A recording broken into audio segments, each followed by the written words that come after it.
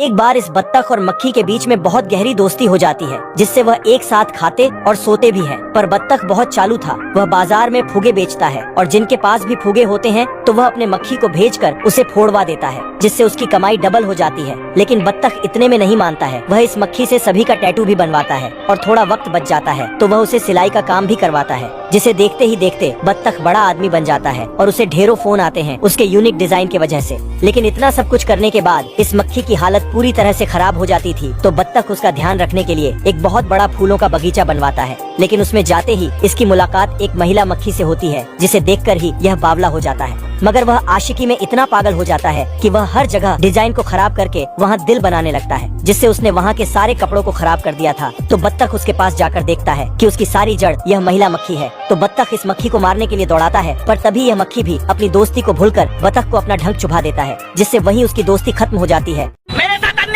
मूर्ति में लगे हीरे की कीमत 72 करोड़ है। रुक, तेरे को बताते तेरी माँ की। इसकी रखवाली इंस्पेक्टर बाबूराव कर रहा है। ये देख, असली असली। ये चोर शेख बनकर आया। बीवी जी नमस्ते। और बाबूराव को बम गिफ्ट किया। बाबूराव बम को एप्पल की तरह खाया। इतने तेजस्वी लोग हैं हमारे पास। तो नमूने ने भी ट्राई किया। भारी मिस्टेक हो गया।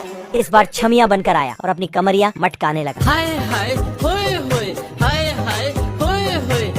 क्या माल है यार। नमूने ने बाबूराव को एक धरा और हीरा चुराने गया तो मूर्ति ने इसके सर पर टपली मारी। बाप रे। मूर्ति ने नमूने को शक्तिमान बना दिया।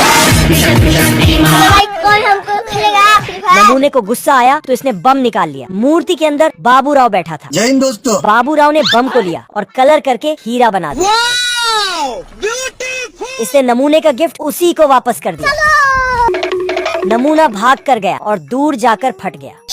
ये बाबूराव का स्टाइल है। बतख मुर्गियों को दाना चुगवाकर घर वापस लाता है तो सभी मुर्गियां अपनी चोली उतारकर नहाने चल देती हैं। फिर निरमा साबुन से रगड़ रगड़ कर खूब नहाती है।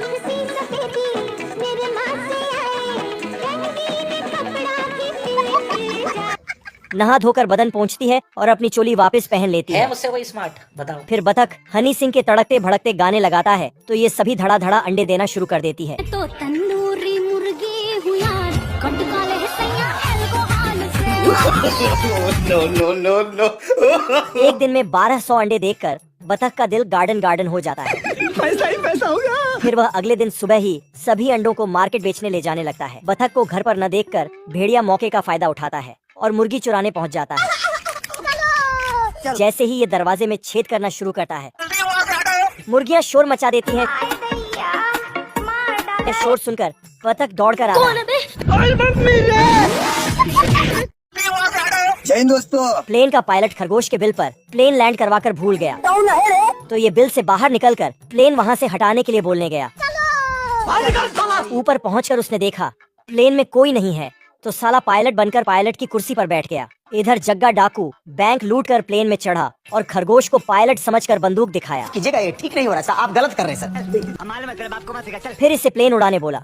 खरगोश ने उसे बताया कि वह तो 10th क्लास में भी 5 बार फेल हुआ तो प्लेन उड़ाना तो दूर की बात है। पर डाकू ने उसकी एक नहीं सुनी तो खरगोश ने भी इधर उधर देखकर एक बटन दबाया और प्लेन बिना रनवे के ही टेक ऑफ कर गया। बाप रे। नहीं नहीं नहीं नहीं नहीं नहीं नहीं, अरे नहीं। और पृथ्वी छोड़कर साला सीधा मार्क्स की ओर चल दिया। तेरी बहन का। डाकू गुस्सा कर खरगोश के पास आया तो देखा साला ये तो किताब देखकर प्लेन उड़ाना सीख रहा है। ये बाबूराव का स्टाइल है। ये पापा की परी पैजामे में फूंक मारकर किस्ती चलाती है। उसे देखकर पापा के मगरमच्छों का मुंह पानी से भर गया। क्या माल है यार। फटाक से फूल लेकर ऐसी शर्त पर पतलू उसके लिए फल लाया। साली भूखड़ की औलाद बिना डकार लिए सब गटक गई, लेकिन ये बहुत प्यारी है, उसे खाली हाथ नहीं जाने दी। फिर मोटू अपनी किस्मत आजमाने आया। जंगल के सारे नारियल उसे पीला दिया। इसे भी एक प्यार भरा चुम्मा मिल गया। बाबू। चिमकांडी खा पीकर पानी में गर्मियों के मजे लेने लगी। मोटू मौके पर चौका लगाने छलांग लगाता है। पानी के नीचे रॉन्ग नंबर लग गया। Sorry sorry. दोनों सर फिरे आशिक की तरह उसके लिए मार पिटाया करने लगे, लेकिन साला पापा की परी तो पापा के परे से पट गई।